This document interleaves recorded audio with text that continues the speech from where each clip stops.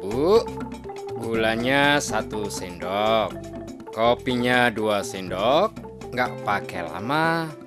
Terus yang paling penting, ngaduknya 11 kali. Loh, kemarin nggak segitu kok. Direvisikan boleh, kan untuk kebaikan. Pak, ini loh yang ditunggu-tunggu sudah datang. Jangan kelamaan tuh gosoknya. Keluar jin, tahu rasa lo. Hehehe. Jadi, udah fix paman. Kagak bingung lagi.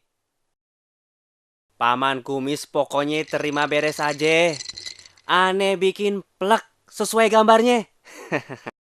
Ya, daripada itu tanah nganggur, dibikin kontrakan, siapa tahu bawa berkah. Oh iya, ada satu hal lagi yang perlu aneh tanyain. Apaan lagi, Rom? Apa mau bikin penawaran harga? Kemarin kan udah oke. Apakah izin ngebangun ame administrasi yang lain dari instansi pemerintah terkait udah beres? Perizinan? Administrasi? Apaan tuh? Ah, nggak penting. Setahu aneh emang persyaratannya begitu. Ada syarat yang lain, teknis dan ekologis. Tapi aneh tidak begitu paham.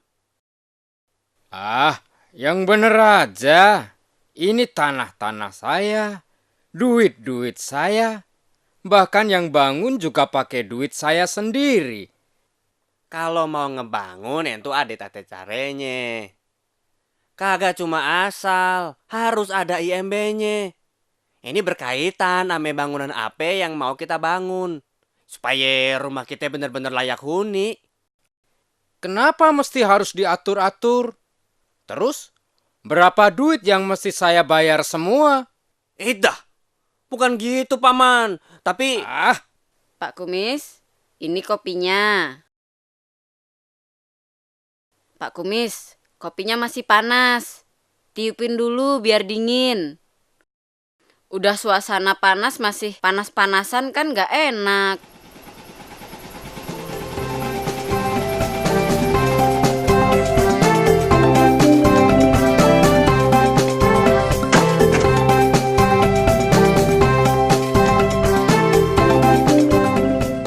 Wah, hampir kehabisan, Pak. Siapa cepat, dia dapat. Digoreng limited edition. Telat 10 menit aja dah mau kehabisan pisang.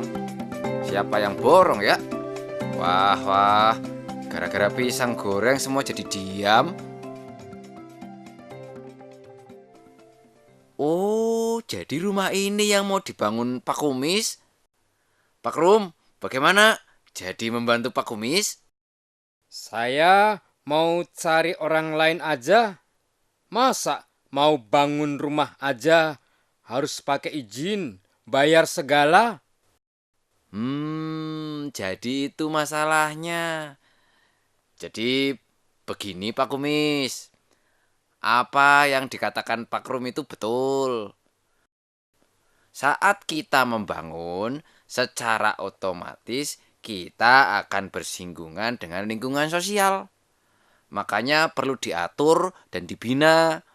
Fungsi pemerintah yang diemban oleh menteri, gubernur, bupati, dan wali kota harus melakukan pembinaan terarah dalam penyelenggaraan perumahan dan kawasan pemukiman. Pembinaan meliputi perencanaan, terus pengaturan, lalu pengendalian dan pengawasan. Kenapa harus dibina? Ayo, mengapa? Wah, saya nggak tahu. Ayo, kenapa coba, Pak Rum? Biar kagak kisruh, Pak. Kalau dibiarkan saja, nanti orang akan bangun sesuka hati tanpa memikirkan dampaknya terhadap lingkungan sekitar. Ya contohnya villa-villa di puncak Bogor, iya kan? Tata ruang jadi kacau, terus lingkungan menjadi tidak sehat. Misalnya ketersediaan kamar mandi, lalu selokan pembuangan air yang entah mau dialirin kemana, terus jalur listrik yang kacau karena pengaturan perumahan yang asal-asalan. Semua itu ada standar konstruksinya. Kalau semua serba nggak jelas, akhirnya siapa yang rugi? Pak Kumis sendiri kan? Orang jadi ndak mau ngontrak di tempat Pak Kumis. Terus kalau izin pembangunan tidak punya, bangunan Pak Kumis dianggap ilegal. Nanti kena sanksi lho. Wah, jangan begitu dong, Pak Lurah. Wah, kok malah rumit ame repot ya, Pak? Ya ndak repot kalau mau belajar memahami. Semuanya ada di dalam Undang-Undang Nomor 1 Tahun 2011 tentang perumahan dan kawasan pemukiman. Undang-undang ini belum lama diundangkan, menyempurnakan undang-undang yang lama. Hal itu dilakukan untuk menjawab perkembangan dan kebutuhan pemukiman yang layak dan terjangkau dalam lingkungan yang sehat, aman, serasi, dan teratur. Tinggal dibaca, dipahami, dan dipraktekkan dalam kehidupan kita. Gampang kan? Nah terus di mana tuh ngurus semuanya? Apa di tempat kita yang cuma kota kecil ini ada? Harusnya di setiap kabupaten, kota kecil maupun besar memang ada untuk memudahkan pelayanan. Nah, untuk lebih jelasnya, kita tanya orang yang lebih tahu. Kebetulan saya ada perlu mau ke sana. Bapak-bapak mau ikut? Setiap orang berhak hidup sejahtera lahir dan batin, bertempat tinggal dan mendapatkan lingkungan hidup yang baik dan sehat. Oleh karena itu, pemerintah perlu lebih berperan dalam menyediakan dan memberikan kemudahan pada masyarakat dalam rangka pembinaan dan penyelenggaraan perumahan dan kawasan pemukiman, sehingga mampu menjamin kelestarian lingkungan hidup yang sejalan dengan semangat demokrasi, otonomi daerah, dan keterbukaan dalam tatanan kehidupan bermasyarakat, berbangsa, dan bernegara. Maka, diupayakanlah berbagai cara untuk memperbaiki kondisi rumah, konstruksi yang kurang memenuhi persyaratan keselamatan bangunan dapat menimbulkan kerugian material, waktu, dan tenaga. Rumah yang dihuni diragukan keamanannya dan tidak nyaman. Dengan adanya pembinaan ini, kita jadi tahu seperti apakah komponen rumah yang baik.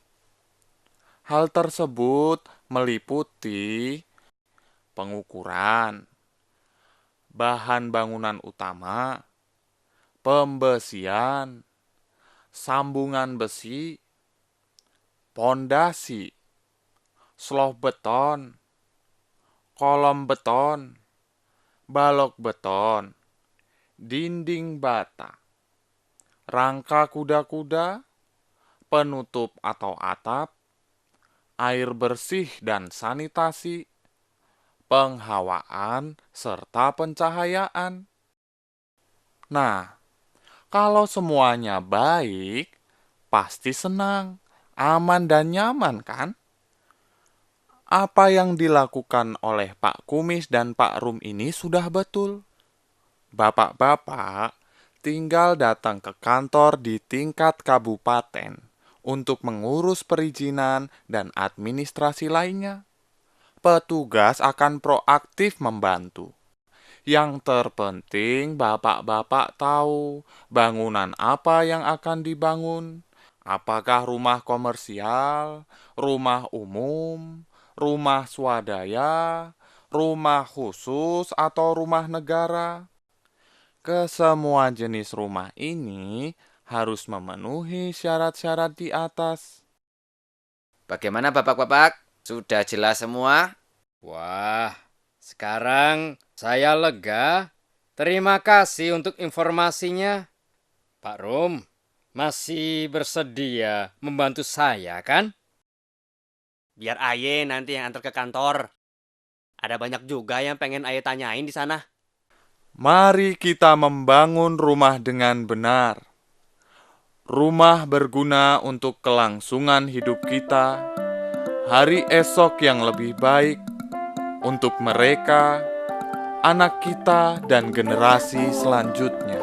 Nyaman, hatiku senang, dibangun dengan amat cermatnya, seharga